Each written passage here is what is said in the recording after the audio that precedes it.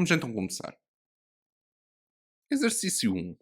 Considere, num referencial ortonormado ao x, y, z, o plano alfa da equação 2x mais 3y menos z menos 5 igual a zero e a reta t com esta equação vetorial. Considere ainda a superfície esférica E, com centro em menos 1, 3, menos 5 e raio raiz de 14. A linha A seja beta, um plano perpendicular à reta T, e há um ponto de coordenadas 1, 2, menos 3 desse mesmo plano beta. Considere um ponto P do plano x ou y, também pertencente ao plano beta, cuja ordenada é o dobro da sua abscissa. Determine as coordenadas do ponto P. Ora, para começar, se o plano beta, que eu vou desenhar aqui, portanto, o plano beta, se é perpendicular à reta T, então eu posso dizer que o plano normal, o vetor normal, aliás, ao plano beta, poderá ter de coordenadas, portanto, coordenadas iguais à do vetor diretor da reta T. Nós podemos encontrar na equação vetorial. Portanto, 1 menos 3, 2.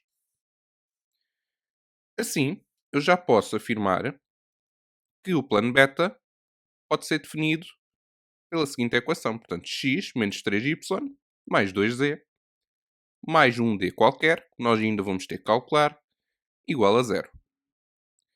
Ora, mas eu sei que o ponto A, de coordenadas 1, 2, menos 3, é um ponto do plano.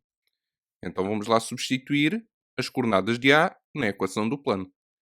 1 menos 3 vezes 2 mais 2 vezes menos 3 mais D igual a zero. E vamos ficar com menos 11 mais D igual a zero. E assim o D vai ser igual a 11. Pelo que a equação do plano beta vai ficar x menos 3y mais 2z mais 11 igual a zero. Ora, o ponto P é um ponto do plano x ou y. Vou aqui desenhar o referencial. É um ponto do plano x ou y. E, portanto, pertencer ao plano x ou y é o mesmo que dizer que pertence ao plano da equação z igual a zero. Ok? Assim, eu sei que o ponto P tem cota igual a zero. O enunciado diz que a ordenada é o dobro da abscissa do ponto P. Portanto, se eu chamar a abscissa do ponto P de x de P, então a ordenada vai ser 2x de P. O ponto P era um ponto do plano beta, e por isso, substituindo na equação do plano beta, ficamos com x de P menos 3 vezes 2x de P mais 11, aliás, mais 2 vezes 0, a cota é 0, mais 11, igual a 0. Por isso, vamos ficar com menos 5x de P igual a 11, igual a menos 11, aliás, e por isso x de P vai ser 11 quintos. Agora sim já temos as coordenadas do ponto P, que são 11 quintos. A ordenada era 2 vezes a abscissa, portanto 22 quintos, 0. A linha B. Seja Q o ponto de interseção da reta T com o plano alfa. Averigue se o ponto Q pertence à superfície esférica. Bom, então, como diz no enunciado, a reta T tem a equação vetorial, portanto, xyz igual a 1 menos 2, 0, mais k vezes 1 menos 3, 2. Isto com o k pertencente a R. Eu posso escrever esta equação vetorial de uma outra maneira. Posso escrever sendo xyz igual a 1 menos 2, 0, mais k menos 3k, 2k, com o k pertencente a R. E depois até posso escrever xyz igual a 1 mais k menos 2 menos 3k, 2k, com o k pertencente a R, mais uma vez. E assim eu fico com as coordenadas dos pontos todos da reta T em função deste valor k. Ora, eu tenho que descobrir que ponto de interseção, quais são as coordenadas deste ponto de interseção. Ora, se pertence à reta T e ao plano alfa, então o que eu vou fazer é o seguinte: vou substituir as coordenadas hum, deste ponto genérico da reta, não é? E substituir na equação do plano alfa, ficando com 2 vezes 1 mais k, mais 3 vezes menos 2 menos 3k, menos 2k, menos 5, igual a 0. Tenho aqui uma equação que me vai dar o valor do k, não é? Portanto, 2 mais 2k, menos 6, menos 9k, menos 2k, menos 5, igual a 0. Isto vai dar-nos o valor de k para o qual a reta T interseta com o plano alfa. Ok? Portanto, vou ficar com hum, menos 9 menos 9k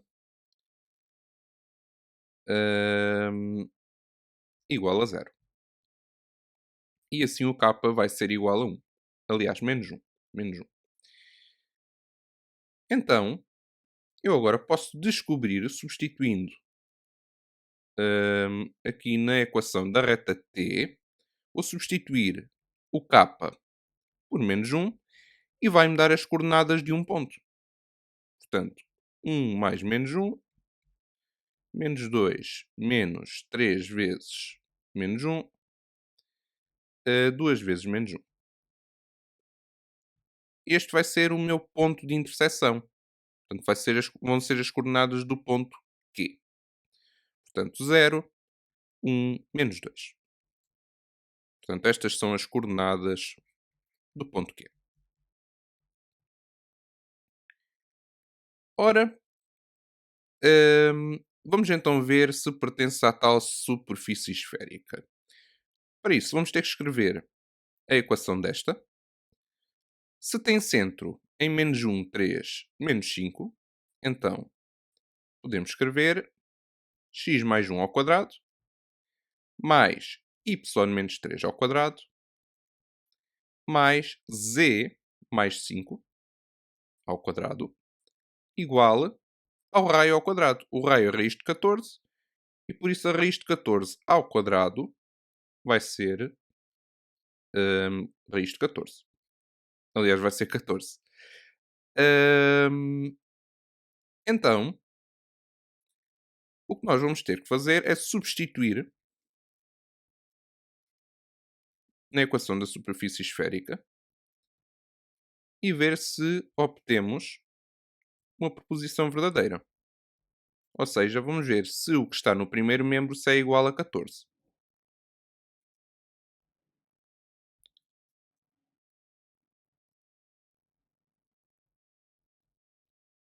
Assim, ficamos com, portanto, 1 ao quadrado, mais menos 2 ao quadrado, mais 3 ao quadrado. Ou seja, 1 ao quadrado é 1, menos 2 ao quadrado é 4 e 3 ao quadrado é 9. Portanto, vai mesmo ser igual a 14 e por isso o ponto Q vai pertencer à superfície esférica.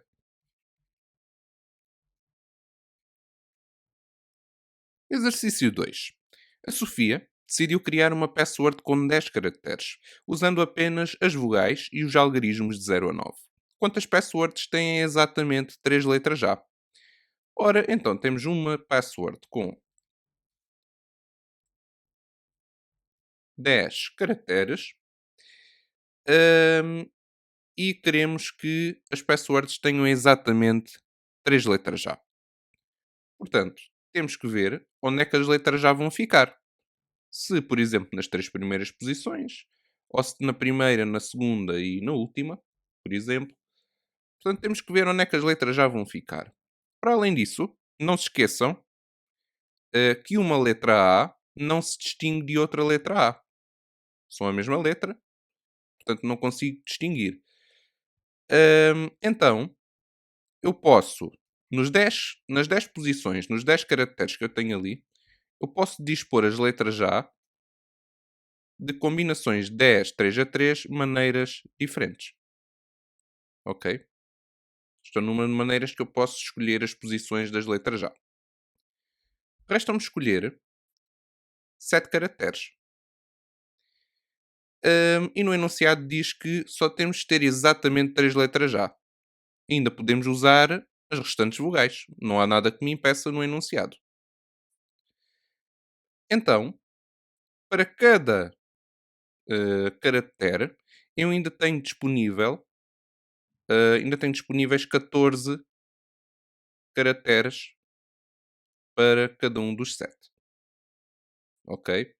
Ou seja, os algarismos de 0 a 9 são 10 caracteres, mais as letras E, I, O, U. Portanto, mais 4. Portanto, esta é a nossa resposta certa, ou seja, é a opção B. Exercício 3. 20 jovens, 11 rapazes e 9 raparigas, decidiram ir ao cinema. Quando chegaram ao cinema, disseram-nos que haviam apenas 12 bilhetes para duas filas com 6 lugares consecutivos em cada uma delas. Comprados os 12 bilhetes, estes foram distribuídos ao acaso, havendo assim 8 jovens sem bilhete. Qual é a probabilidade de uma das duas filas ficar ocupada só por rapazes e a outra só com raparigas? Apresenta o resultado na forma de dízima, arredondado às décimas de milésima. Ora, então, temos 20 jovens, não é? Portanto, 11 rapazes e 9 raparigas. E só haviam 12 bilhetes para duas filas com 6 lugares em cada uma delas. Então, qual é que é o número de casos possíveis? Ora, eu das 20 pessoas que eu tenho, dos 20 jovens, eu tenho que escolher quais dos 12, não interessa a ordem, portanto só quero escolher um conjunto de 12 pessoas para irem ao cinema. Portanto, combinações de 20, 12 a 12. E trocamos os 12 lugares entre eles. Ok? Isto é o número de casos possíveis. Agora, de quantas maneiras é que eu posso ter uma das duas filas ocupada só por rapazes e a outra só com raparigas? Para que isso possa acontecer, eu tenho de ter 6 rapazes e 6 raparigas a irem ao cinema. Então, dos 11 rapazes, eu escolho 6 para irem ao cinema e das 9 raparigas, escolho um grupo de 6 raparigas, não interessa a ordem, para ir ao cinema. Depois, vamos trocar os lugares, portanto, os rapazes entre eles, e trocar as raparigas entre elas também. Mas atenção, que ainda não está tudo. Porque, digamos que uma fila, hum, temos a fila de cima e a fila de baixo, não é? Os rapazes podem ficar tanto na fila de cima como na fila de baixo, não é? Podemos trocar as filas entre elas. Portanto, é vezes 2. E isto, na vossa calculadora, vai dar aproximadamente 0,007. Portanto, às décimas de milésima. Exercício 4. Nas redes sociais, o Clube do Pi fez duas questões aos seus seguidores. Gostas de matemática e gostas de física e química? Para cada uma das questões, as únicas respostas possíveis eram sim ou não.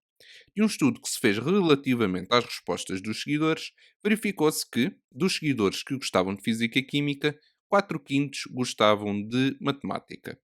3 quartos dos seguidores não gostam de física e química ou não gostam de matemática.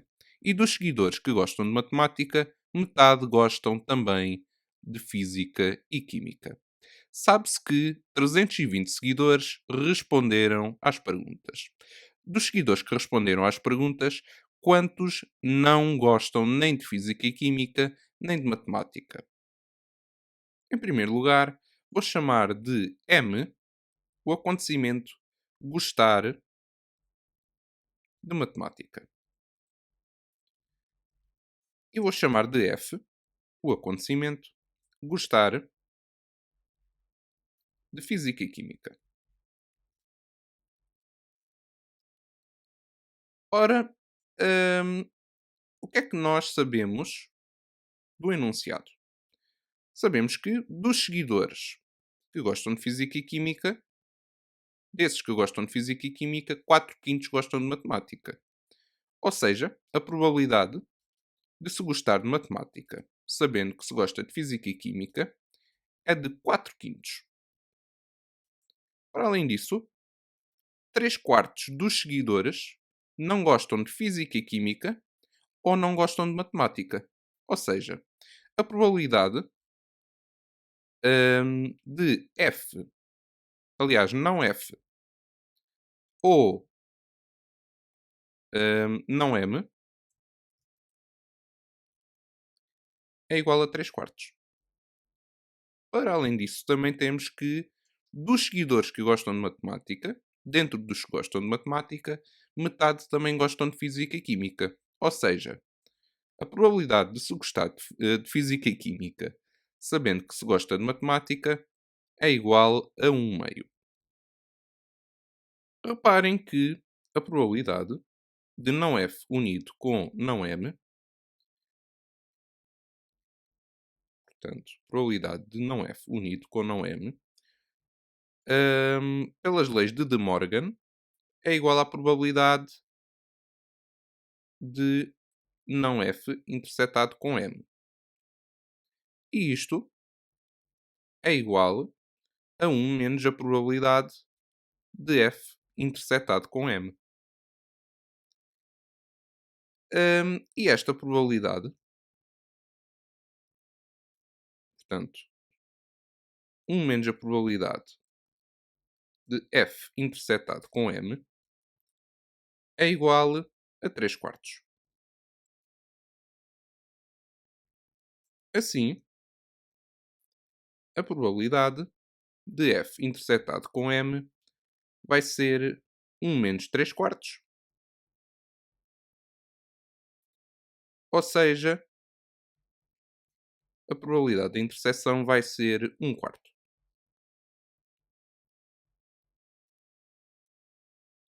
Vamos agora ver se conseguimos tirar daqui mais alguma coisa.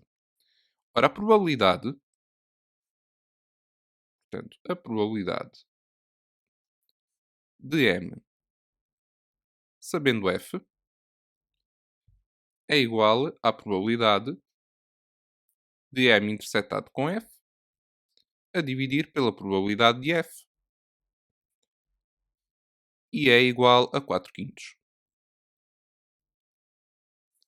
Ou seja, a probabilidade de M interceptado com F, que é 1 quarto, sobre a probabilidade de F, é igual a 4 quintos. Ou seja, a probabilidade de F vai ser igual a 1 quarto sobre 4 quintos. E isto vai dar 1 quarto vezes 5 quartos, ou seja, 5 16avos. Para além disto, sabemos que a probabilidade de f sabendo m, sim, portanto, a probabilidade de f sabendo m é igual à probabilidade de f interceptado com m sobre a probabilidade de m, sabemos que isto é igual a 1 meio. Ou seja, 1 quarto sobre a probabilidade de m é igual a 1 meio. E por isso a probabilidade de m vai ser 1 quarto sobre 1 meio, isto é, 1 meio. Vamos agora organizar todos os dados que nós temos numa tabela.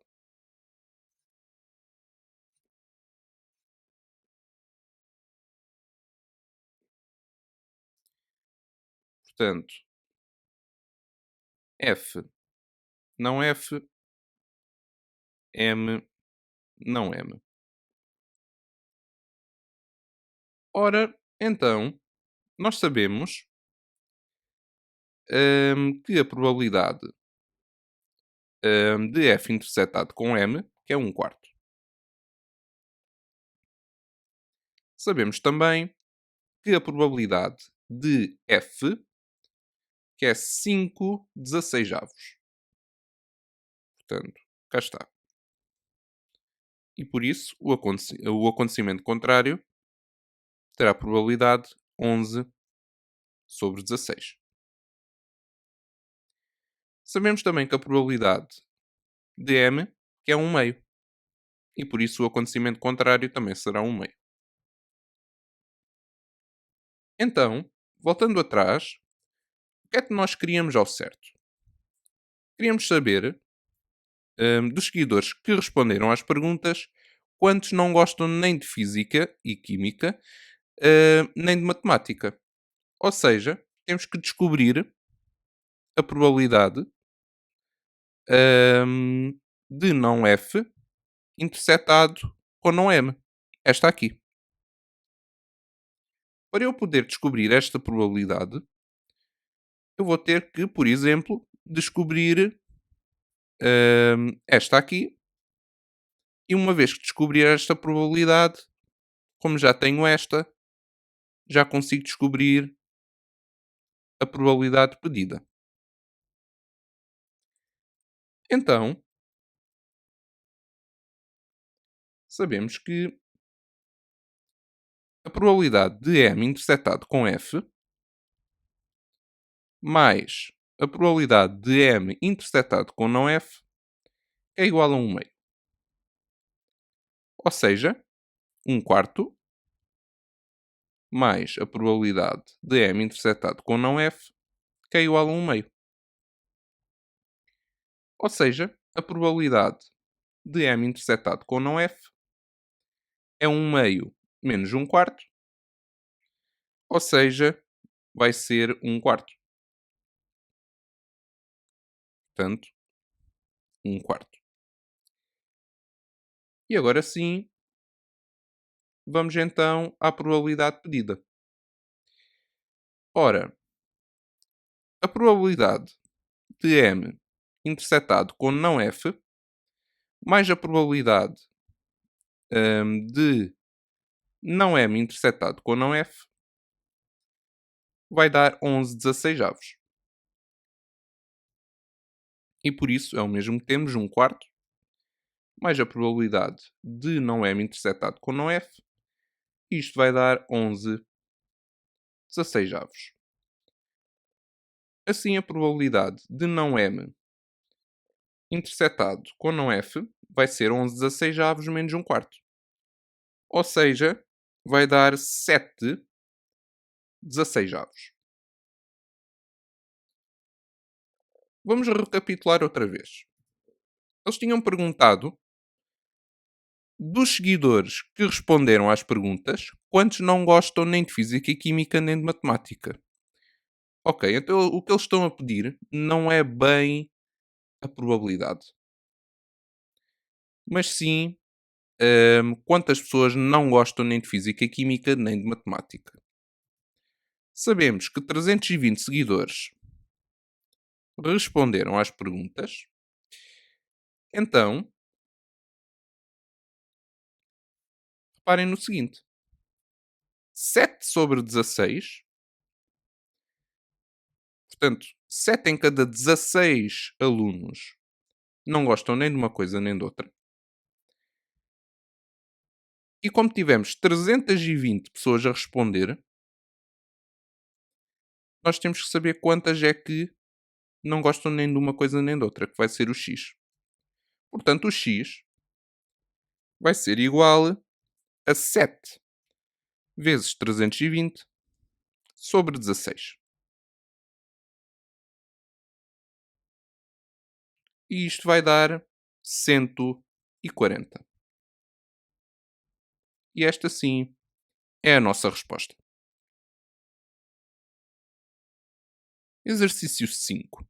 Considera a função h de domínio de menos π sobre 2 a 0, definida por h de x igual a 3 seno 2x menos cosseno de x menos 4x. Seja A um número real pertencente ao domínio de H. A reta tangente ao gráfico de H, no ponto da abscissa A, é paralela à reta de equação y igual a menos 3 meios de x mais 1. Determina o valor de A recorrendo a métodos analíticos sem recorrer à calculadora. Ora, então, a reta tangente ao gráfico de H, no ponto da abscissa A, ser paralela à reta da equação y igual a menos 3 meios de x mais 1, é o mesmo que dizer que H' de A que é igual a menos 3 meios. Ok? Só que eu não sei que valor de A é este. Então, o que nós vamos ter que descobrir são as soluções da equação H' de x igual a menos 3 meios. E, portanto, a solução que der dentro do domínio da função vai ser o valor do A. A derivada de H é igual a 3 vezes a derivada de 2x vezes o cosseno de 2x.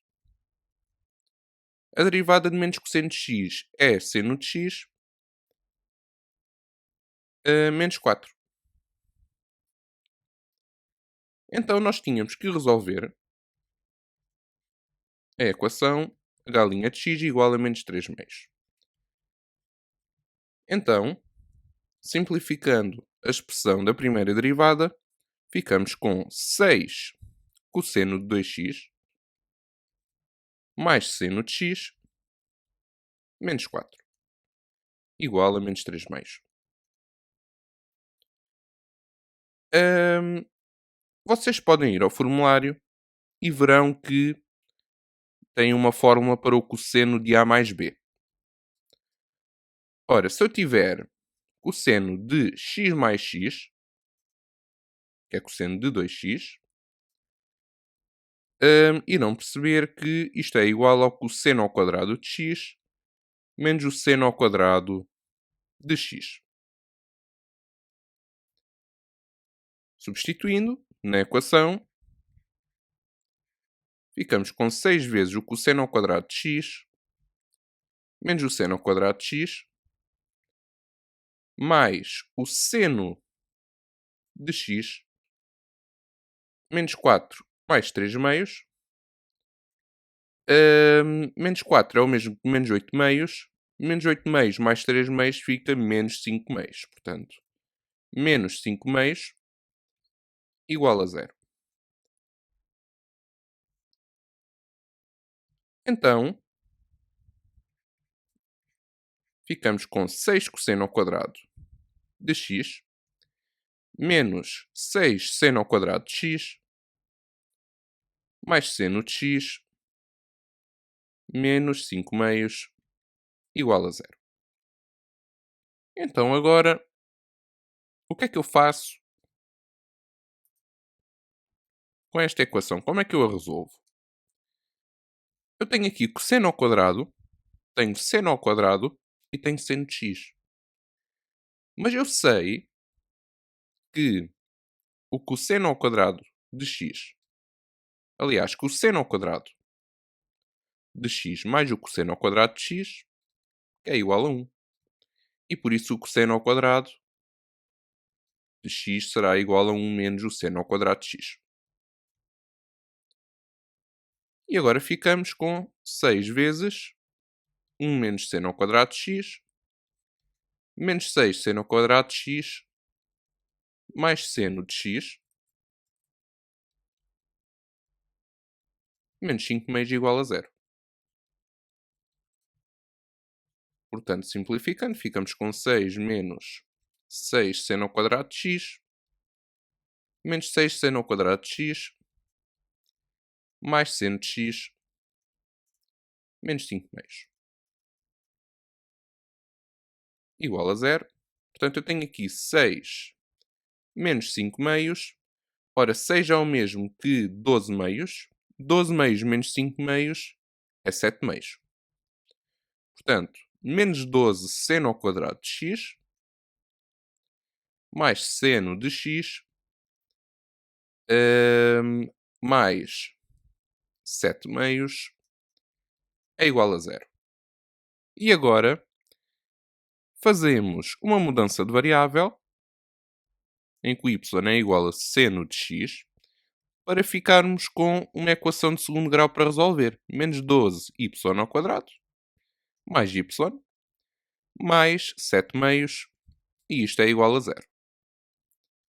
Portanto, usando a fórmula resolvendo, ficamos com y igual a menos 1, mais ou menos a raiz quadrada de 1 menos 4 vezes menos 12, vezes 7 meios, tudo a dividir por 2 vezes menos 12, ou seja, menos 24. Isto quando simplificado, as duas soluções vão dar-vos y igual a 7 dozeavos, ou o y vai ser igual a menos 1 meio. Mas atenção, não se esqueçam do domínio da função, que é de menos π sobre 2 a 0. Portanto, é no quarto quadrante. E no quarto quadrante, o y que é o seno de x, não é? No quarto quadrante, o seno de x é negativo. Pelo que o y tem de ser igual a menos 1 meio. Então, quando é que o y é igual a menos 1 meio? Portanto, seno de x é igual a menos 1 meio. Isto, portanto, seno de x será igual ao seno de menos π sobre 6. Portanto, o x vai ser igual a menos π sobre 6 mais 2kπ, ou o x pode ser também π menos π sobre 6, portanto até podem escrever logo π mais π sobre 6, mais 2kπ, com o k pertencente a z. Mas estas soluções da segunda equação vão dar só portanto, soluções do terceiro quadrante. E não é isso que me interessa. Por isso é só substituir o k por 0 e vamos ficar com o x igual a menos π sobre 6, e este é o nosso valor do a solução daquela equação inicial. Exercício 6. Na figura em baixo, à esquerda, está representado o gráfico de uma função f de domínio no intervalo fechado de menos 1 a 6, e na figura da direita está representado o gráfico de uma função g de domínio R. Tal como as figuras sugerem, em ambas as funções todos os objetos inteiros têm imagens inteiras. Quantos são os zeros da função g após f? Ou seja, temos que ver quantos zeros tem esta equação.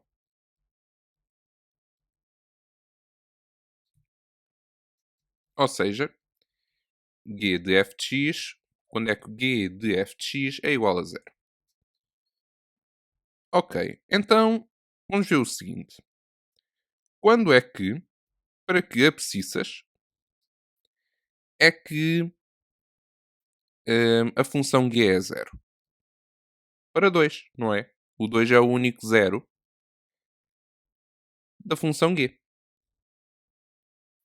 Então, f de x tem de ser igual a 2. Está bom? Hum, e quando é que a função f toma o valor 2? Quantas vezes? Uma, daqui ao 2, não é? Uma, duas. Portanto, a função g após f tem dois zeros. Ou seja, a resposta certa será a opção B. Exercício 7. De uma progressão aritmética W índice n, sabe-se que o sétimo termo é igual a 9 e que a soma dos 20 primeiros termos é igual a 390. Averigua-se 2123 é termo da sucessão. Ora, então sabemos, desta progressão aritmética, que o sétimo termo é 9 e que a soma dos primeiros 20 termos é igual a 390.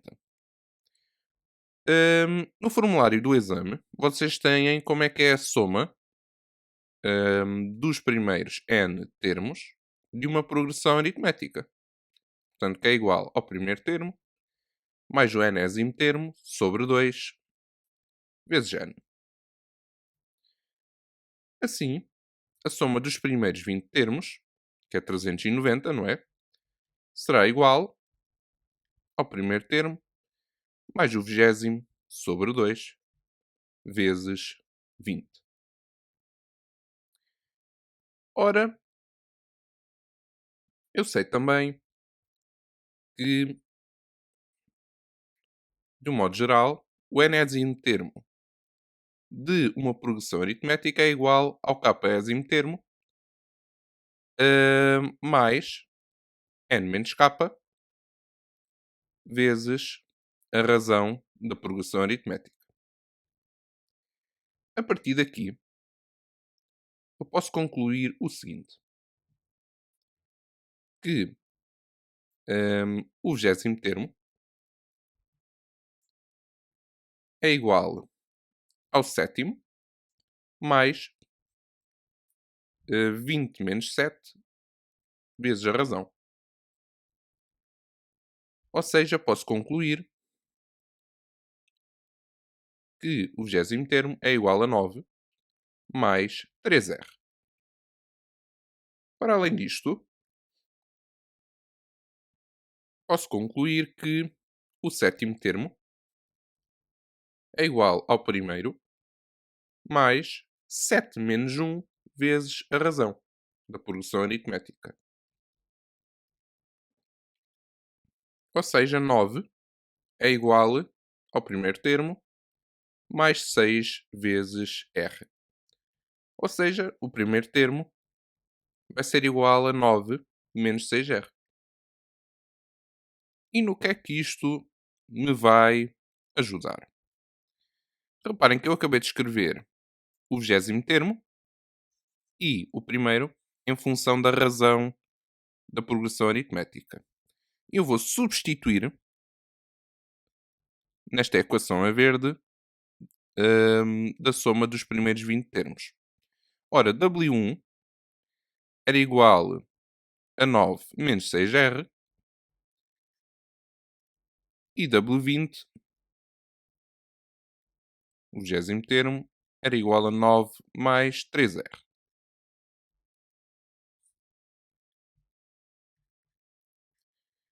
Então, eu tenho aqui, isto é o mesmo que se escrever,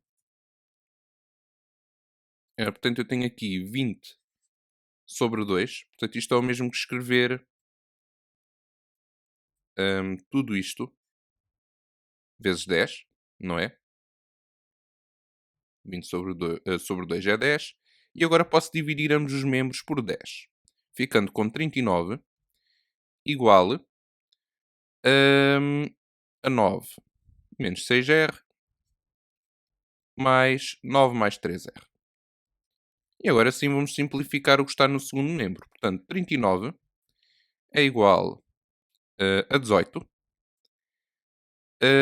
mais 7R. Portanto, ficamos com 21 igual a 7R e por isso a razão da progressão aritmética é igual a 3. Por fim, vamos então ver se o 2123 é termo da sucessão. Vamos escrever o termo geral, não é? Da sucessão, portanto, W inicial é igual ao sétimo termo, portanto, 9, mais n menos 7, vezes a razão que é 3. Ou seja, 9 mais 3n menos 21. Ou seja, 3n menos 12.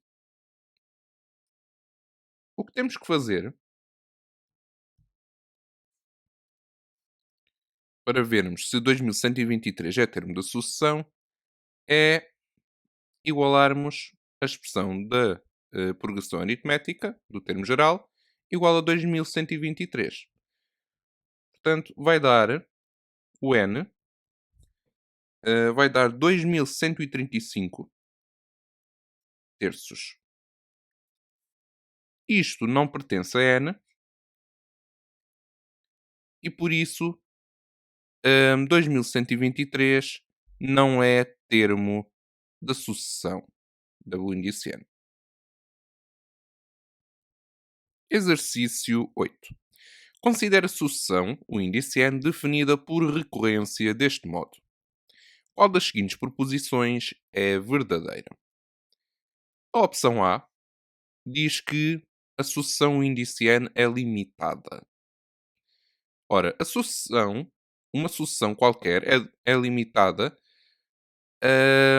se o valor do limite da sucessão for um número real. Ou seja, se não for igual a mais infinito e se não for igual a menos infinito.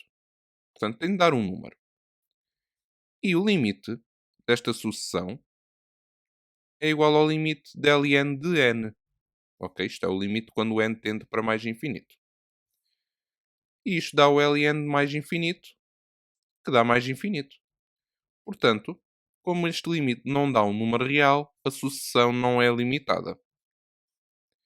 Então e agora? Será que é crescente? Será que é decrescente? Ora, eu sei que inicialmente, relativamente aos primeiros 5 termos, que a sucessão é algo deste género.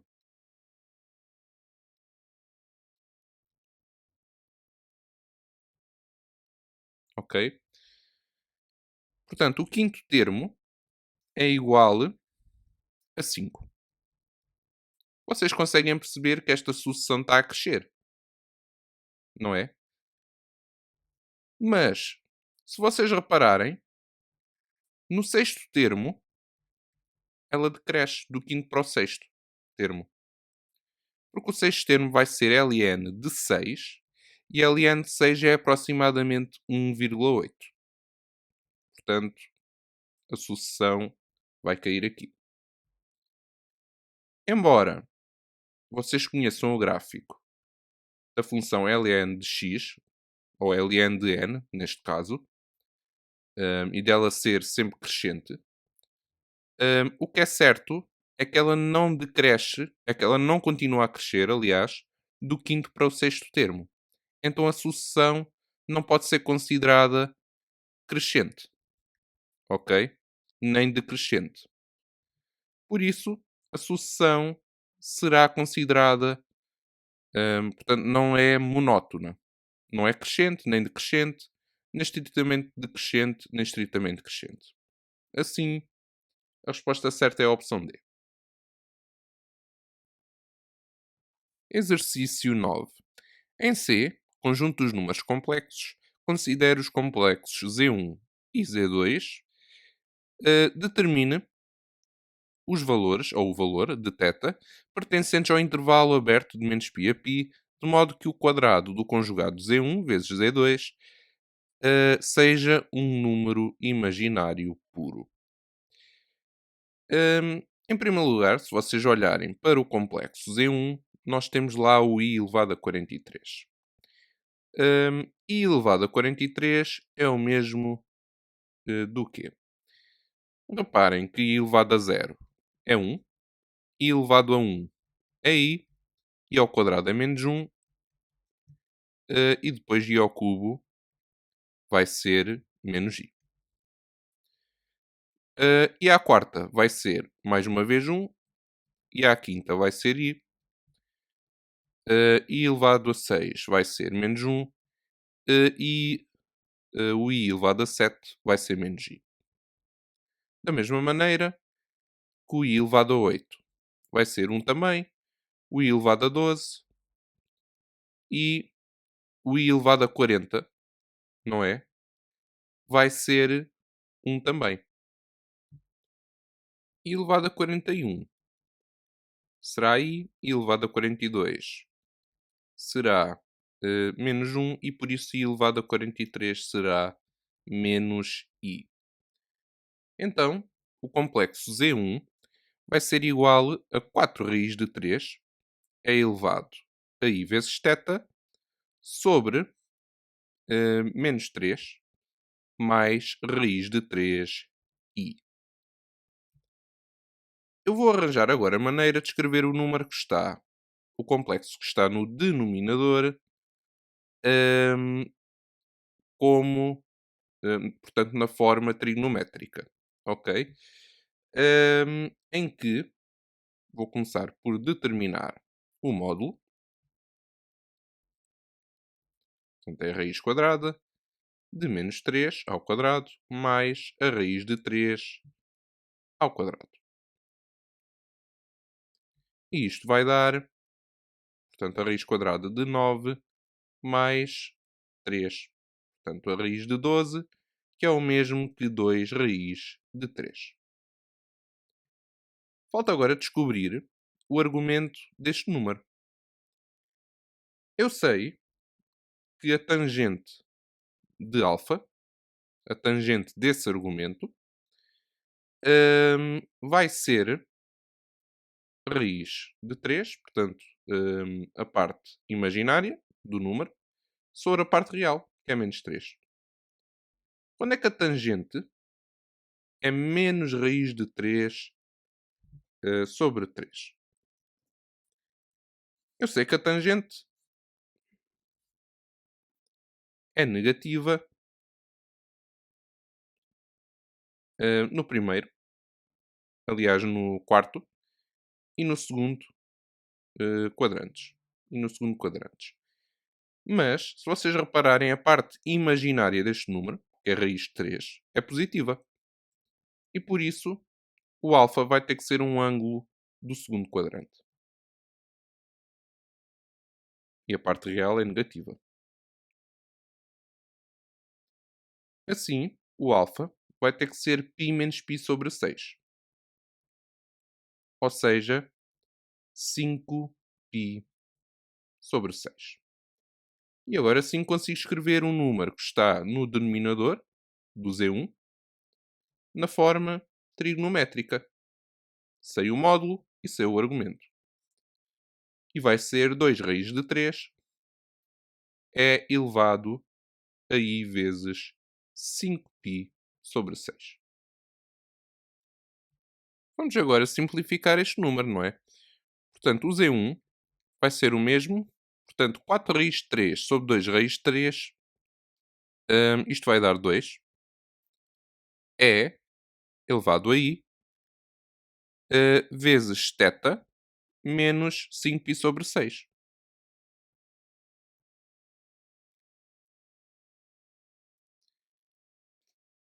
Mas isto é o Z1. Então, o conjugado de Z1 vai ser, portanto, tem o mesmo módulo, Hum, e vai ser 2 é elevado a i vezes menos θ mais 5π sobre 6. Portanto, o argumento hum, do conjugado de Z1 é menos o argumento de Z1, não é? Hum, por fim, o conjugado, aliás, o quadrado do conjugado de Z1 vai dar 2 ao quadrado, que é 4, é elevado a i vezes menos 2θ mais 10π sobre 6. Ou seja, 4 é elevado a i menos 2θ mais 5π sobre 3. Nós queremos determinar é o conjugado, o quadrado do conjugado de Z1 vezes Z2. Então, ficamos com, em função de θ, não é? E ficamos com o seguinte.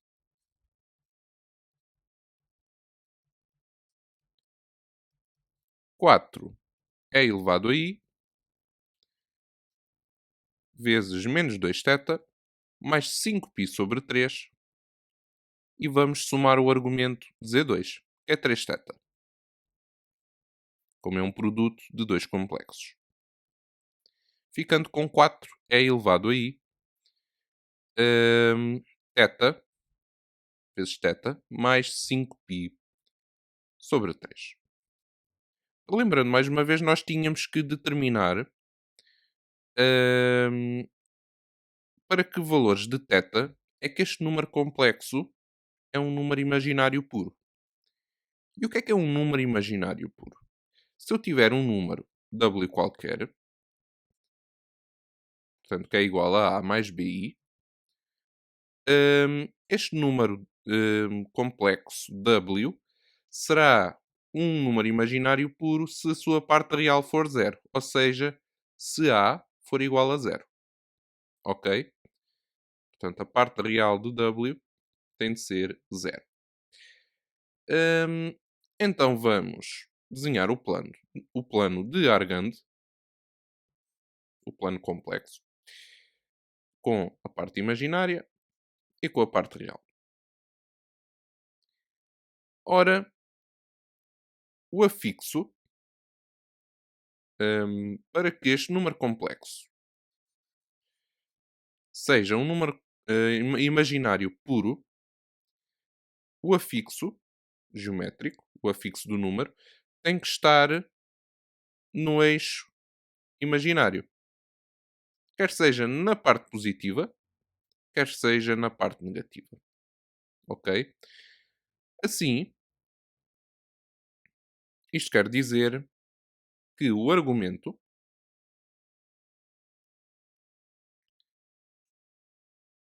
do conjugado de Z1 ao quadrado vezes Z2 tem de ser igual a π sobre 2, não é? Π sobre 2 mais kπ, mais meia volta, não é? Com a k pertencente a z. Portanto, π sobre 2 mais meia volta. Então, ficamos com o seguinte. O argumento do quadrado do conjugado de Z1 vezes Z2 é igual a θ mais 5π sobre 3. E isto é igual a π sobre 2 mais kπ com o k pertencente a z.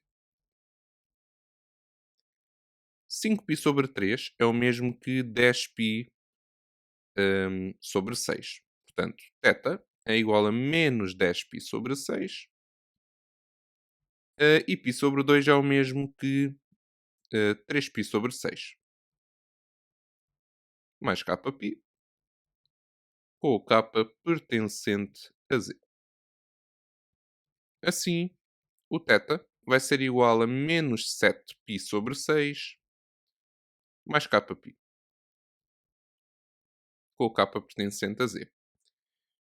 Agora vamos ter que dar valores ao k para sabermos quais são os valores de θ para os quais o número, aquele complexo, é um número imaginário puro.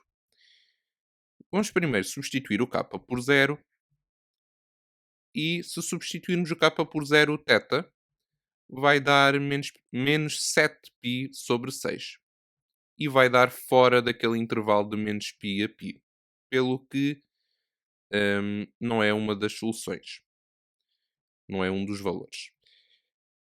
Se o k for igual a 1, portanto, temos que o θ é menos 7π sobre 6 mais π, ou seja, menos 7π sobre 6 mais 6π sobre 6, que é como quem diz menos π sobre 6. E isto já está dentro do intervalo de menos π a π.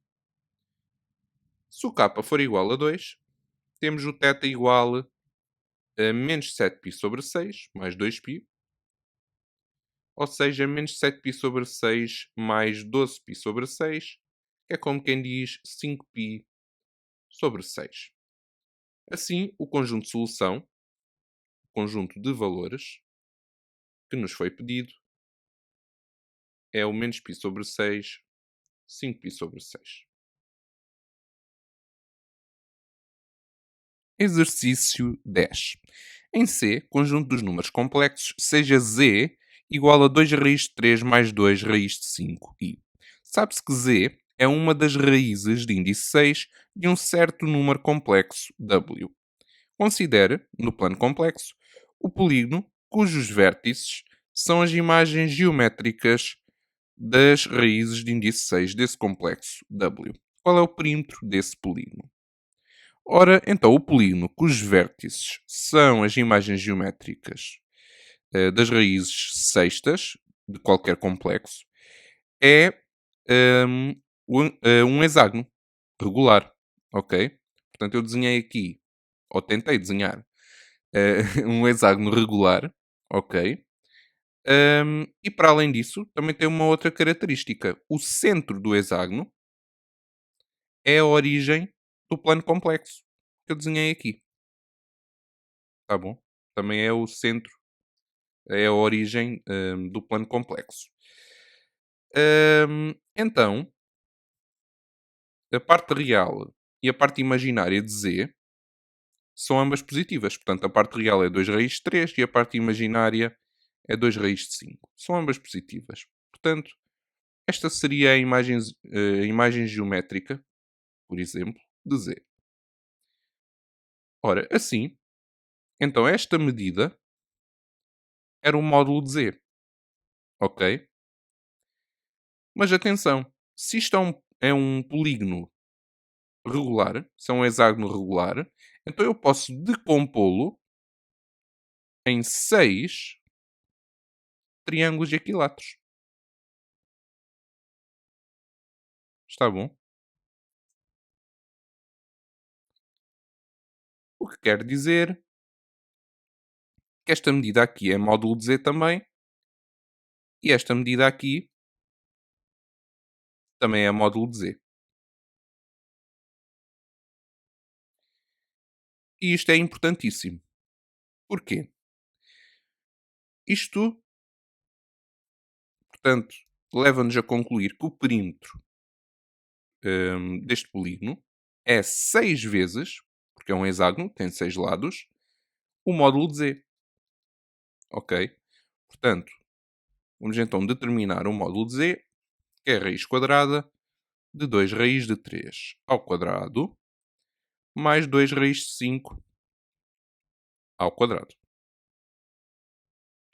Portanto, isto vai dar a raiz quadrada de 2 ao quadrado, vezes 3, mais 2 ao quadrado, vezes 5. Portanto, o quadrado corta com a raiz, não é? E ficamos com, ora, 2 ao quadrado é 4, 4 vezes 3 é 12, e 4 vezes 5 é 20. Portanto, isto dá a raiz de 32, e a raiz de 32 é o mesmo que 4 raiz de 2. Ok? Assim, o perímetro vai ser 6 vezes 4 vezes raiz de 2, ou seja, 24 raiz de 2. E assim a opção correta será a opção A. Exercício 11. Considera a função f de domínio R definida deste modo, em que k designa um número real. Determina o valor de k de modo que f seja contínua em R. Ora, nesta função, a única abscissa com a qual eu preciso de me preocupar é com o ponto da abscissa zero. Ok? Hum, e para que a função f seja contínua no ponto da abscissa zero, eu tenho que verificar o seguinte. Portanto, o limite quando x tende para 0 menos, de f de x, tem de ser igual ao f de 0, e estes dois valores têm de ser iguais ao limite quando x tende para 0 mais de f de x. Portanto, estes três valores têm que dar a mesma coisa. Ora, eu sei, pela maneira com que a função é definida, não é? Que o limite, quando x tende para 0 menos, de f de x, é igual ao f de 0. Portanto, é igual a e elevado a k.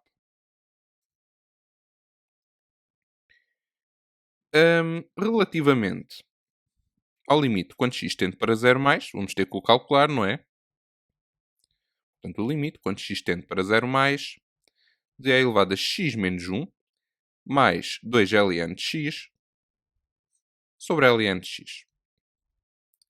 Isto é igual ao limite quando x tende para 0 mais, de e elevado a x menos 1 sobre ln de x, mais o limite quando x tende para 0 mais, de 2 ln de x sobre ln de x. O ln de x vai cortar com o ln de x, ficamos com 2. E agora relativamente a este primeiro limite, como é que eu o vou resolver?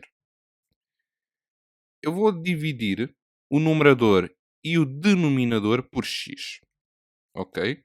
Portanto, vou ficar com o limite, quando x tende para 0 mais, de e elevado a x menos 1, de e elevado a x menos 1 sobre x, tudo sobre ln de x sobre x.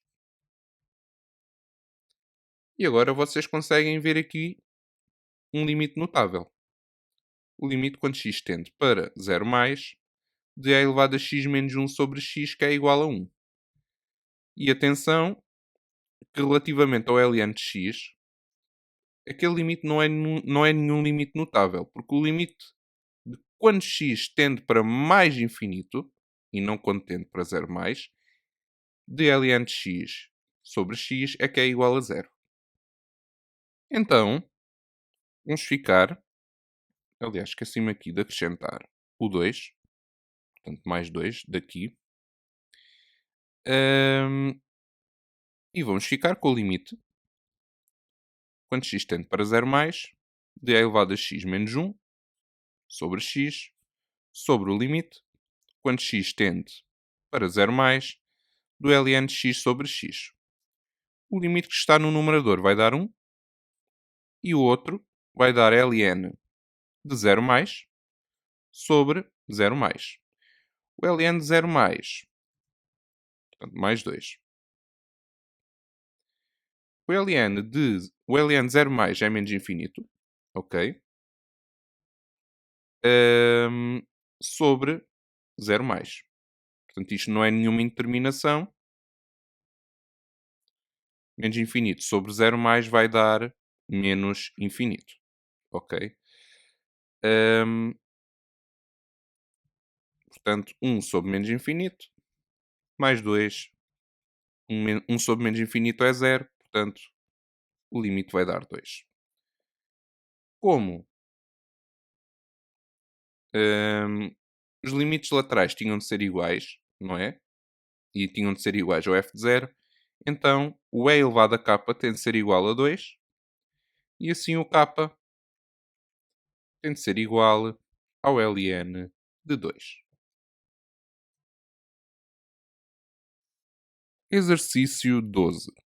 Resolve este item sem utilizar a calculadora. Considere a função g de domínio R7-1 definida por g de x igual a e elevado a x mais x ao quadrado sobre x menos 1. Estuda a função g quanto à existência de assíntotas não verticais ao seu gráfico. Uma vez que se refere à existência de assíntotas não verticais, então vamos ter que ver se este gráfico tem assíntotas oblíquas e horizontais, hum, para quando o x tende para menos infinito e para quando tende para mais infinito. Vamos começar para quando o x tende para menos infinito e, portanto, vamos calcular o m. Portanto, o limite quando x tende para menos infinito de g de x sobre x. Portanto, g de x sobre x. E isto é igual ao limite quando x tende para menos infinito de e elevado a x mais x ao quadrado sobre x menos 1, tudo sobre x. E isto vai ser o mesmo que o limite quando x tende para menos infinito de e elevado a x mais x ao quadrado, tudo sobre x vezes x menos 1. Portanto, no denominador, vamos ficar com x ao quadrado menos x. Ora, não esquecer que como o limite tende para menos infinito, então o limite de x ao quadrado menos x, quando x tende para menos infinito, é igual ao limite quando x tende para menos infinito de x ao quadrado. E por isso, eu posso escrever o limite desta maneira. Limite quando x tende para menos infinito, de e elevado a x mais x ao quadrado, sobre x ao quadrado. Isto é igual ao limite quando x tende para menos infinito, de e elevado a x sobre x ao quadrado, mais o limite quando x tende para menos infinito, de x ao quadrado sobre x ao quadrado. Portanto, o primeiro limite, ficamos com e elevado a menos infinito sobre menos infinito ao quadrado. E elevado a menos infinito é zero, portanto, esta parte é zero. E x ao quadrado sobre x ao quadrado é 1, portanto, mais 1. E o m vai dar mesmo igual a 1. Vamos então calcular o b. O b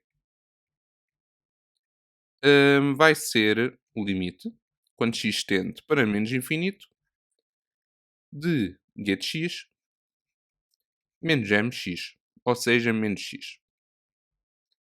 Portanto, vai ser o limite, quando x tende para menos infinito, de e elevado a x mais x ao quadrado, sobre x menos 1, menos x.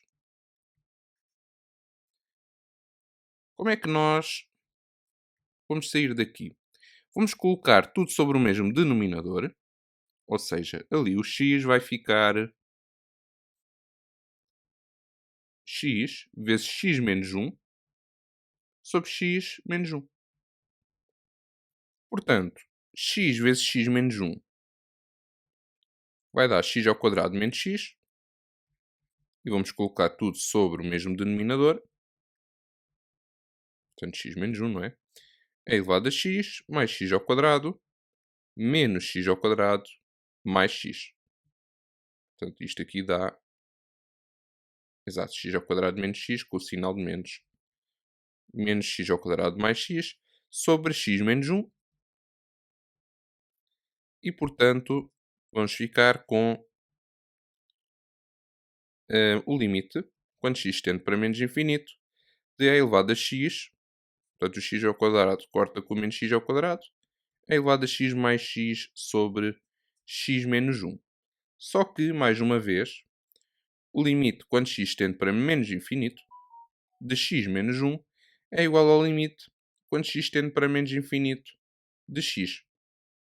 E por isso, podemos colocar aqui x, e vamos ficar com o limite, quando x tende para menos infinito, de e elevado a x sobre x mais x sobre x, portanto 1. E isto vai dar a elevado a menos infinito sobre menos infinito mais 1. A elevado a menos infinito é zero, por isso isto vai dar 1. E para quando x tende para menos infinito, temos a assíntota oblíqua de equação y igual a x mais 1.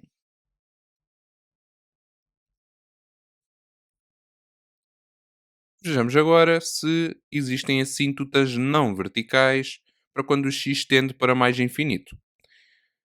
Ora, vamos então começar por calcular o m. Portanto, o limite quando x tende para mais infinito de g de x sobre x. Portanto, isto dava a elevado a x mais x ao quadrado sobre x vezes x menos 1. Isto será igual ao limite quando x tende para mais infinito de a elevado a x mais x ao quadrado sobre x ao quadrado menos x. Aquilo que acontecia para menos infinito acontece também para mais infinito e, portanto, o limite quando x tende para mais infinito de x ao quadrado menos x é igual ao limite quando x tende para mais infinito de x ao quadrado. E, portanto, vamos ficar com o limite quando x tende para mais infinito de a elevado a x mais x ao quadrado sobre x ao quadrado. Por fim, ficamos com o limite quando x tende para mais infinito de a elevado a x sobre x ao quadrado mais o limite quando x tende para mais infinito de x ao quadrado sobre x ao quadrado. Portanto, isto é 1. Este primeiro limite, a elevado a x sobre x ao quadrado, é um limite notável. Vocês podem ir ao formulário e poderão ver que o limite, quando x tende para mais infinito, de a elevado a x sobre x elevado a um p qualquer, desde que ele seja um p, seja um número real, este limite dá mais infinito. E, portanto, temos mais infinito. Mais 1, não é? Mas vai ser mais infinito. Logo, não há assíntotas não verticais para quando o x tende para mais infinito. Ficamos apenas com o y igual a x mais 1 quando o x tende para menos infinito. Exercício 13. Seja f a função de domínio R definida por f de x igual a seno de x mais 1 meio de cosseno de 2x. A linha A. Sem recorrer à calculadora, estude, no intervalo aberto de π sobre 4 a 3π sobre 4, a função f quanto à monotonia e quanto à existência de extremos relativos e determine, caso existam, esses extremos. Na sua resposta, apresente o ou os intervalos de monotonia. Uma vez que é para estudar a monotonia da função f, vamos ter que determinar a sua função derivada. Portanto, a função derivada será a derivada de seno de x, que é cosseno de x, mais a derivada de 1 meio de cosseno de 2x. Ou seja, 1 meio vezes a derivada de 2x vezes menos seno de 2x. E, portanto, isto vai dar cosseno de x menos seno de 2x. Em seguida, vamos ter que resolver a equação f' de x igual a zero. Portanto, o cosseno de x menos o seno de 2x igual a zero. Vocês hão de ir ao formulário e têm a fórmula do seno de a mais b. Se eu tiver seno de x mais x, ou seja, seno de 2x, vocês irão verificar que isto será igual a 2 seno de x cosseno de x. Portanto, passando isto para a equação, ficamos com cosseno de x menos 2 seno de x cosseno de x igual a zero. E agora, colocando o cosseno de x em evidência, ficamos com o cosseno de x vezes 1 menos 2 seno de x igual a zero. Portanto, o cosseno de x é igual a zero ou 1 menos 2 seno de x é igual a zero. Ou seja, o cosseno de x é igual ao cosseno de π sobre 2 ou, portanto, isto vai dar seno de x igual a 1 meio.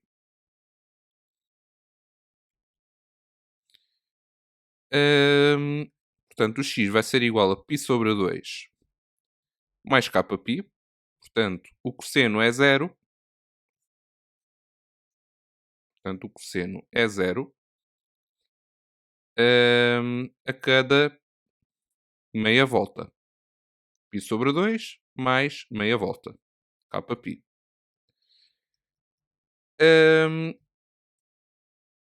Com o k pertencente a z, e o seno de x é igual a 1 meio quando o x é igual a π sobre 6. Portanto, x é igual a π sobre 6 mais 2kπ. Ou x é igual a π menos π sobre 6. Portanto, isto vai dar 5π sobre 6.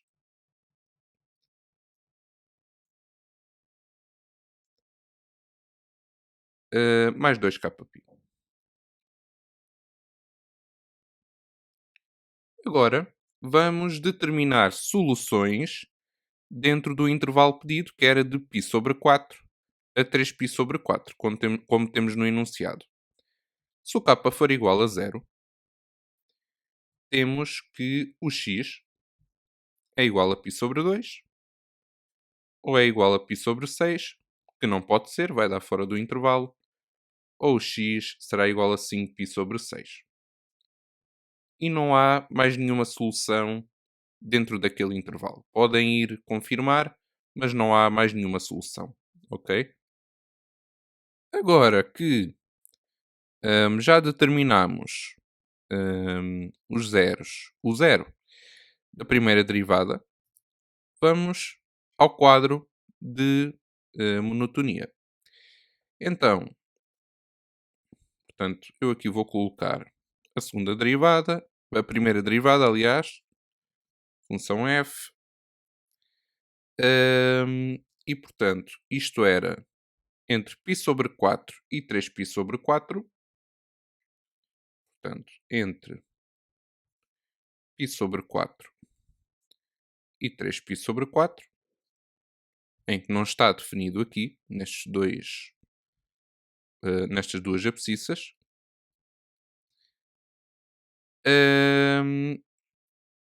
E o zero era π sobre 2. Portanto, cá está.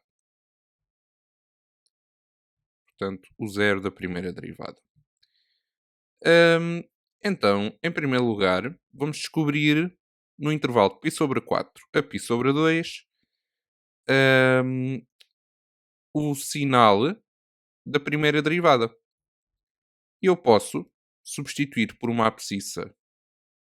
Temos aqui uma abscissa entre estas duas. Portanto, por exemplo, π sobre 3, que está entre π sobre 4 e π sobre 2.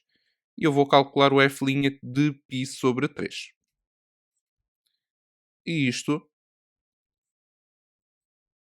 vai dar cosseno de π sobre 3 menos o seno de 2π sobre 3. Ora, o cosseno de π sobre 3 é a raiz de... É, aliás, 1 meio. É 1 meio. Menos o seno de 2π sobre 3, que é raiz de 3 sobre 2. Portanto, isto vai dar algo negativo e por isso no intervalo de π sobre 4 a π sobre 2 a função é decrescente.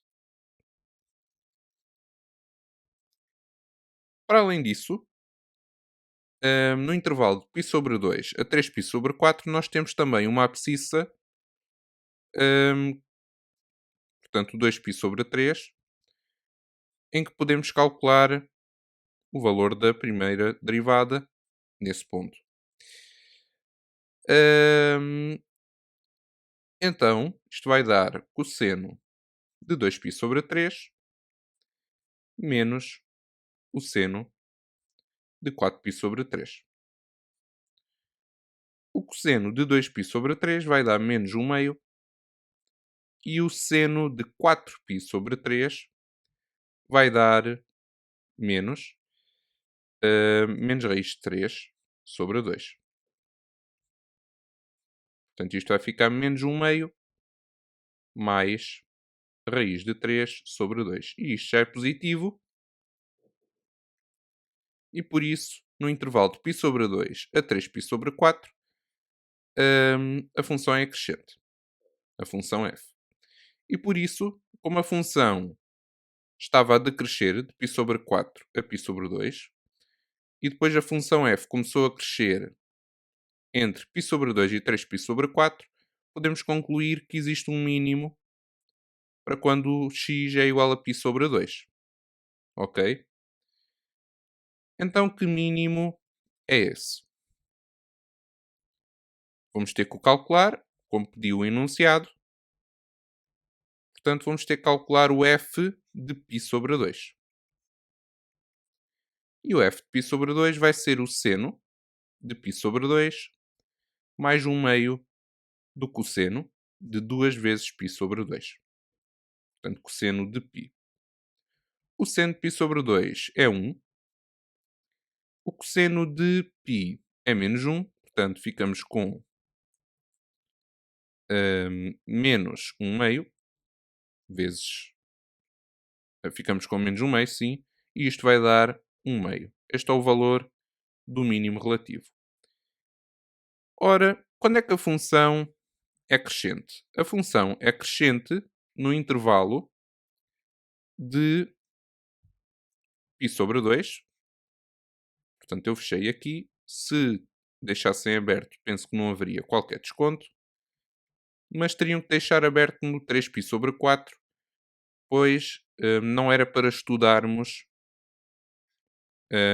nesse ponto, ok? Portanto, ali tinha que ficar aberto. E é decrescente no intervalo de π sobre 4, aberto no π sobre 4, a π sobre 2, fechado. A linha B. Seja G, duas linhas, a segunda derivada da função G de domínio R definida deste modo. Em qual dos intervalos seguintes o teorema de Bolzano-Cauchy permite afirmar que a função G tem um ponto de inflexão? Então, quando é que nós estamos na presença de um ponto de inflexão? Imaginemos um ponto da abscissa A, ok? E estamos na presença de um ponto de inflexão no ponto da abscissa A se o gráfico, se a função G mudar de concavidade neste ponto da abscissa. Ou seja, antes do ponto da abscissa A, a função segunda derivada tinha um sinal e depois do ponto da abscissa A já tem um sinal diferente, a segunda derivada. Então, o que nós temos que fazer para cada um destes intervalos é ver em qual deles é que a função segunda derivada muda de sinal. Ok? Portanto, vamos calcular, para começar, a segunda derivada no ponto da abscissa zero. Portanto, isto vai dar seno de zero mais 1 meio de cosseno de zero. Menos zero. Então, ficamos com 1 meio. O cosseno de zero é 1. Portanto, ficamos com 1 meio. E isto é positivo. Ora, então,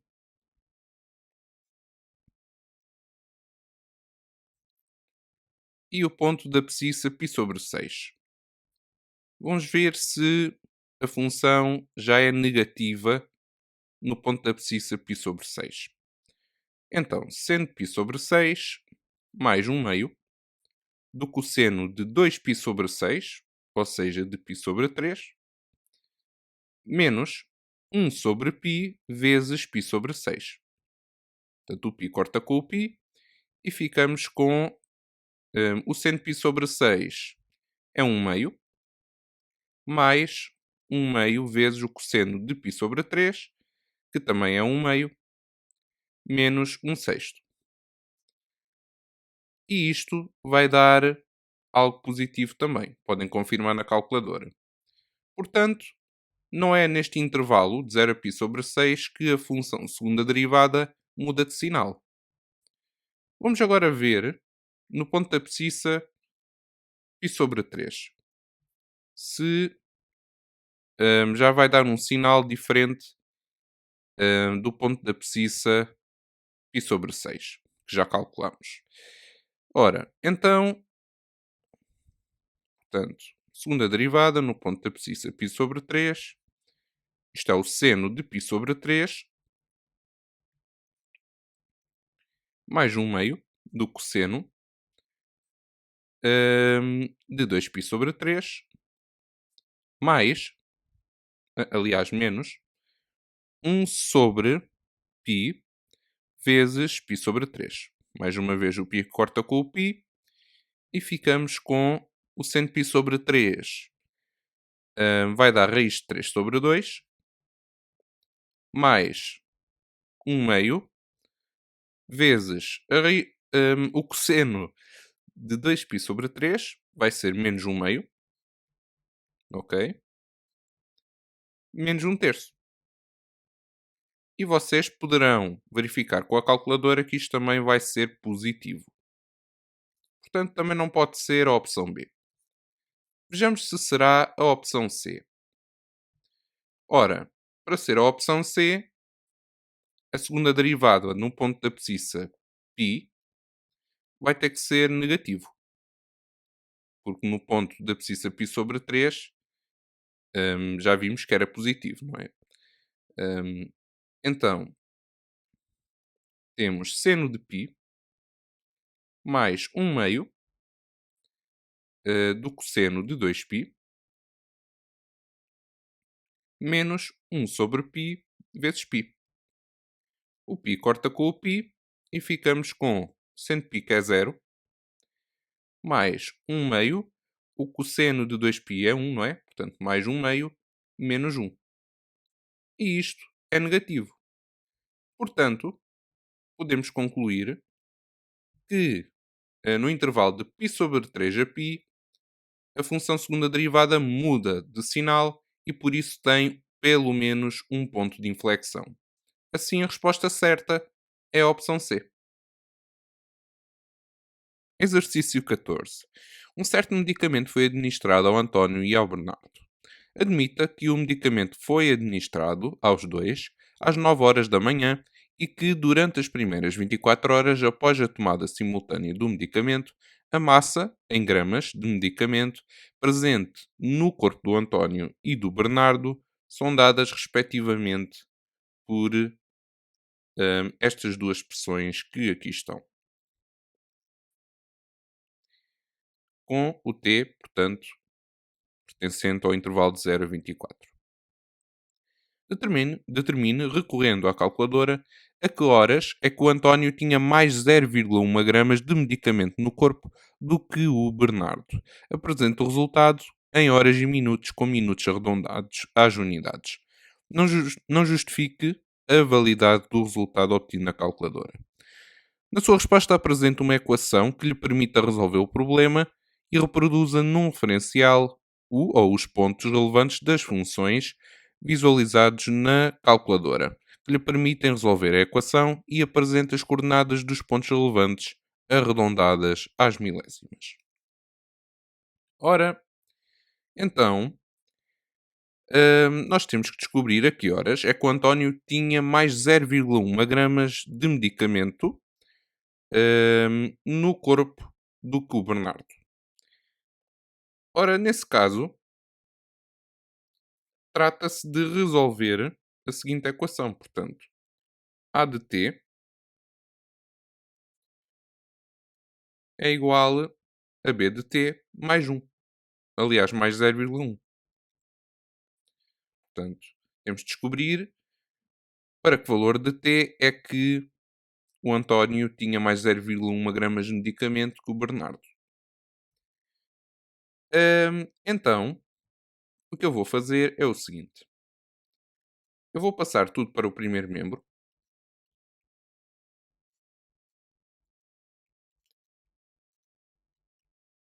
Agora vamos digitar na calculadora esta função aqui. Portanto, vai ser 1,25 sobre x mais ln de x ao quadrado mais e menos 0,85 sobre x mais 0,5 mais ln de t mais e menos 0,1.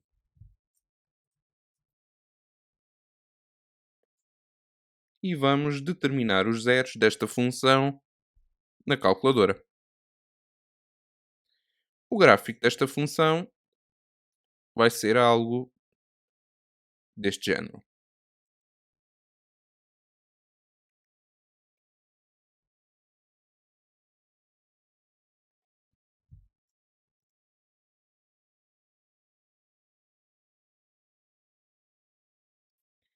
Em que a abscissa, portanto o zero, aliás, desta função vai ser 2,165. Portanto, isto arredondado às milésimas, como pedido no enunciado. Então, foram 2 horas. Aliás, foi 2,165 horas a seguir ao medicamento ter sido administrado que o António tinha mais 0,1 gramas de medicamento que o Bernardo. Então, vamos ter que determinar 2,165 em horas e minutos. Ora, para isso vamos ter que saber, portanto, quantos minutos são 0,165 horas. Eu sei que uma hora são 60 minutos e que, por isso, 0,165 horas seriam x minutos. E o x iria dar-vos aproximadamente 10 minutos. Porque os minutos tinham que vir arredondados às unidades. Então, isto foi 2 horas e 10 minutos a seguir ao medicamento ter sido administrado. Mas nós queremos saber a que horas é que o António tinha mais 0,1 gramas que o Bernardo. Então, se o medicamento foi administrado às 9 da manhã, a resposta será 11 horas e 10 minutos.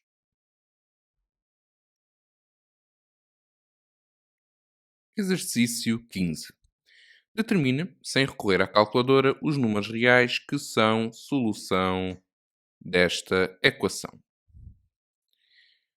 Ora, para começar, vamos determinar o domínio da equação. Vamos ver que valores é que as soluções podem tomar. Portanto, x pertence a r, tal que o que está no interior dos logaritmos tem de ser positivo. Portanto, x mais 2 sobre x menos 1 é positivo. Para além disto, temos de ter x menos 1 diferente de 0. O denominador diferente de 0. E x ao quadrado mais x menos 2 maior que zero. Então, agora vamos determinar os zeros de x ao quadrado mais x menos 2, usando a fórmula resolvente, e isto vai dar, portanto, menos 1 mais ou menos a raiz quadrada de 1 menos 4 vezes 1 vezes menos 2, portanto, vai dar menos 1 mais ou menos 3 sobre 2, ou seja, o x vai dar 1 ou menos 2. Para além disso, qual é que é o zero de x mais 2? É menos 2.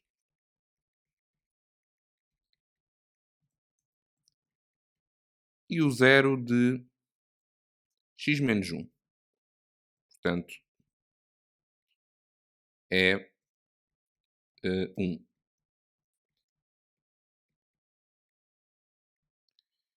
O que vou fazer então vai ser um quadro de sinais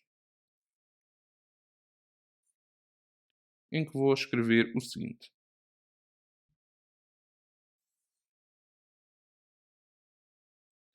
Portanto, x ao quadrado mais x menos 2, x mais 2, x menos 1 e x mais 2 sobre x menos 1.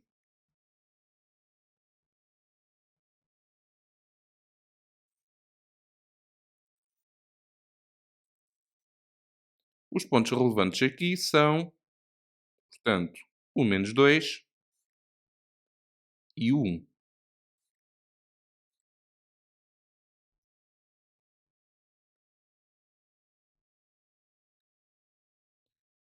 Ora, portanto, o menos 2 e o 1 são zeros de x ao quadrado mais x menos 2. E como é que é esta parábola? Portanto, é algo deste género.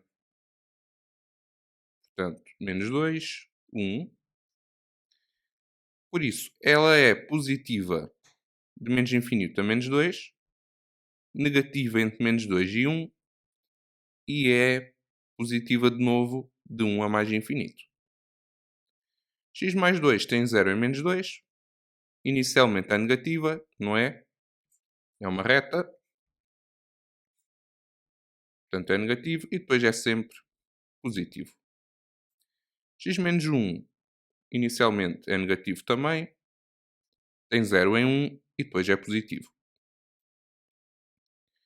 Portanto, o quociente, ora, menos com menos dá mais. Aqui temos um 0. Mais com menos dá menos, portanto, menos. E aqui não está definido no ponto da posição 1. E depois, mais com mais dá mais. Então, qual é que é o nosso domínio da condição, afinal? Ora, tínhamos de ter este quociente positivo e x ao quadrado mais x menos 2 positivo. Ele, por acaso, é positivo. As duas coisas são positivas precisamente nos mesmos intervalos. Isto é, de menos infinito a menos 2, aberto no menos 2, união com 1 a mais infinito. E agora sim, vamos resolver a equação. Portanto, cá está ela. E vou escrever, portanto, este logaritmo aqui de outra maneira. Portanto, logaritmo base 2 de x mais 2 sobre x menos 1 mais o logaritmo de base 2. Ora, x ao quadrado mais x menos 2 tinha como zeros menos 2 e 1. Portanto, vamos escrever aquele polinómio como x mais 2 vezes x menos 1. igual a 2. Agora vamos aplicar uma das propriedades dos logaritmos. Portanto, isto é igual ao logaritmo base 2 de A vezes B. Portanto, vamos ficar com o logaritmo base 2 de quê? De x mais 2 vezes x mais 2 vezes x menos 1 a dividir por x menos 1.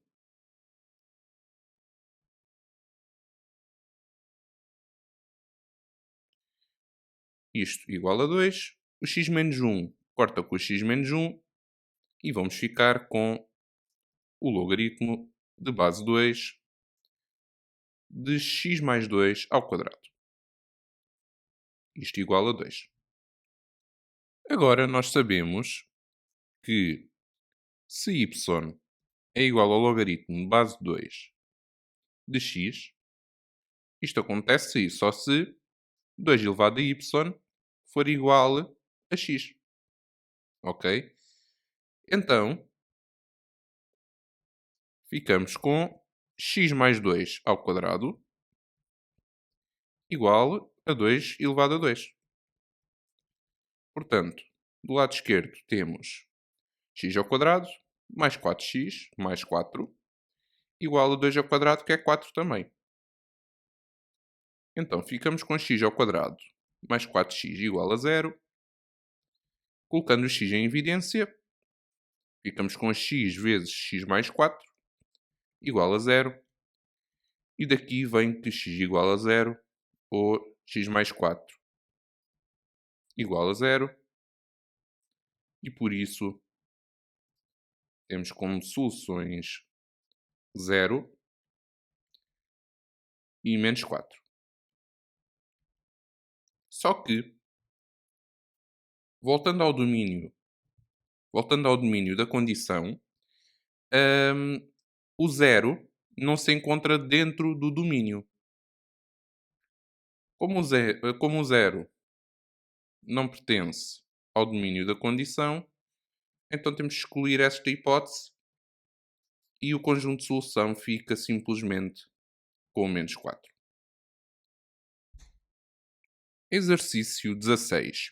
Seja ômega o espaço de resultados associado a uma certa experiência aleatória. Sejam A e B dois acontecimentos desse espaço de resultados. Sabe-se que a probabilidade de A está compreendida entre 0 e 1 e que a probabilidade de B está compreendida entre 0 e 1. Estão a pedir-nos para mostrarmos que a probabilidade, sabendo A, é maior ou igual que 1 menos a probabilidade de B sobre a probabilidade de A.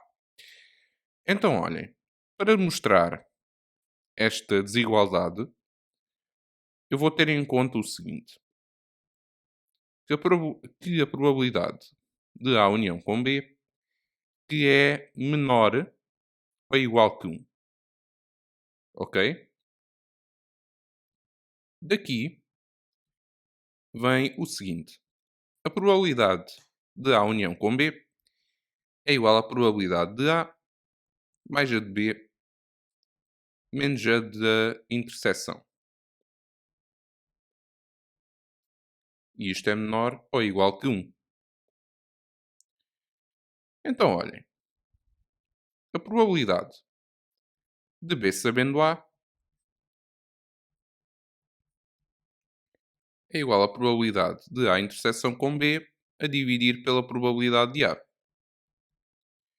Portanto, eu tenho aqui a probabilidade de A interseção com B. Se eu dividir ambos os membros pela probabilidade de A, já vou ficar com a probabilidade de B sabendo A. Ok? Portanto,